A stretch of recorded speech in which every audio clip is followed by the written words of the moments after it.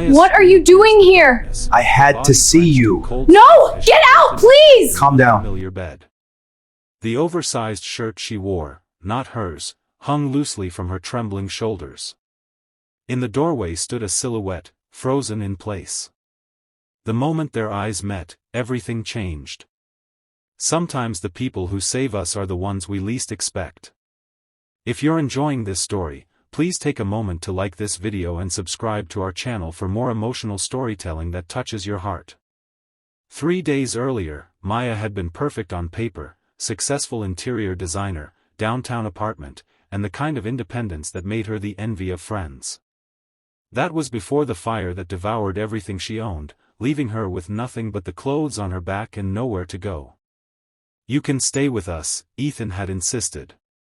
They'd been college friends, then colleagues, but never anything more. He'd married Maya's roommate Lisa right after graduation. When Lisa died in childbirth 4 years ago, Maya had attended the funeral, sent flowers on anniversaries, but kept a respectful distance. Now here she was, accepting his spare room out of desperation. Ethan's daughter, Sophie, had Maya's heart from the moment they met. The little girl with her mother's eyes and her father's cautious smile showed Maya to the guest room with the seriousness of a hotel concierge. "Daddy says you lost everything in a fire." "My mom's in heaven, so I know about losing things too." That first night, after Sophie went to bed, Ethan handed Maya a worn t-shirt and sweatpants. "Sorry, it's all I have until we can get you some clothes tomorrow." Their fingers brushed during the exchange, an accidental touch that somehow felt like crossing a boundary. Maya had noticed how Ethan's home functioned with military precision: Sophie's schedule on the refrigerator, meals planned for the week, a father determined to give his daughter stability despite the hole in their lives. Sleep eluded Maya that night, her mind replaying the sight of flames consuming her building, the irreplaceable photos of her parents now ash. She'd built a life of careful control, and in hours it had vanished. Around dawn, she finally drifted off in Ethan's old college shirt, the faint scent of his laundry detergent strangely comforting. Days passed in a blur of insurance calls and borrowed clothes. Maya watched Ethan with his daughter, homework at the kitchen table, bedtime stories, the way he braided Sophie's hair each morning with practiced hands. This single father had reconstructed his world around his child, building something beautiful from tragedy. Maya felt something shift inside her as she witnessed their quiet resilience. "You're good with her," Maya told him one evening as they washed dishes side by side after Sophie went to bed. "Lisa would be proud."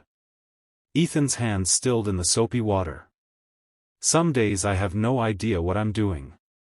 Sophie deserves more than half a family." "You're not half anything," Maya replied, surprising herself with the fierceness in her voice. "What you've built here is whole." The nightmare came on the 7th night. Maya dreamed she was back in her apartment, flames licking at her doorway, no escape. The terror followed her into wakefulness, her scream echoing through the quiet house. That's when Ethan appeared in her doorway, concern etched on his face. The fear in her eyes made him freeze. "I can't," Maya choked on the words. "I keep seeing the fire." Ethan crossed the room slowly, sitting at the edge of her bed. "After Lisa died, I couldn't sleep for months. Sophie was the only thing that kept me functioning." Maya wiped her tears with the sleeve of his borrowed shirt. "How did you get through it?" "I stopped pretending I could do it alone," he admitted. "I let people in. Even when it terrified me." For the first time since the fire, Maya truly cried, not for her possessions, but for the walls she'd built around herself for years. Ethan didn't try to stop her tears or offer empty comfort. He simply stayed, a quiet presence as she fell apart and slowly began to reassemble.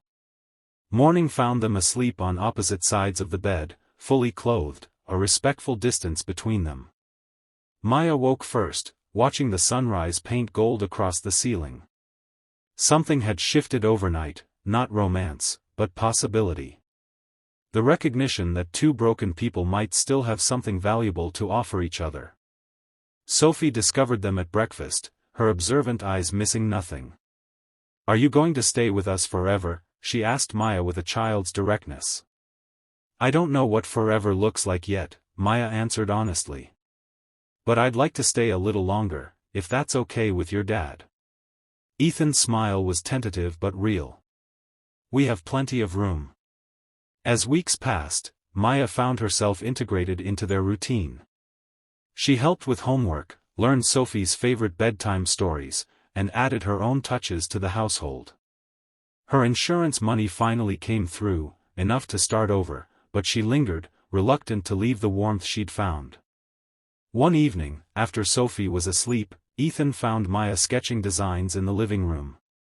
I found an apartment, she told him, the words heavy between them. It's available next month. The silence stretched before Ethan spoke. You know, I've been thinking of converting the office into a proper bedroom. Sophie's been saying she wants her own space to decorate. Maya set down her pencil. Are you asking me to stay? I'm asking if you want to, he replied carefully. Not because you need somewhere to live, but because maybe we've built something worth keeping. The question hung between them, fragile and full of promise. Maya thought about the life she'd so carefully constructed before, impressive but solitary. She thought about waking up to Sophie's laughter and Ethan's quiet strength. I'm not ready for anything complicated, she warned. Neither am I, Ethan agreed. But maybe we start simple. You take the office. We see where it goes. No pressure, no expectations. 6 months later, Maya had transformed the office into her sanctuary, painted the walls the color of new beginnings. Sophie had a bedroom covered in stars that Maya had helped stencil. They'd established boundaries and rules, built trust in small moments.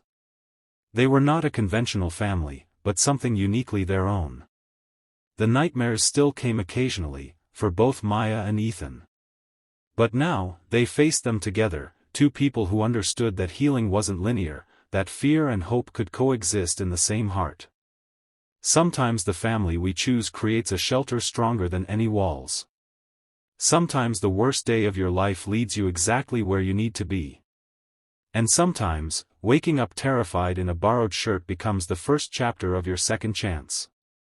As Maya watched Ethan and Sophie planting flowers in what was now their shared garden, she understood that life's greatest gifts often arrive after our greatest losses, not as replacements for what we've lost, but as reminders that our capacity to love remains undiminished, waiting only for the courage to begin again.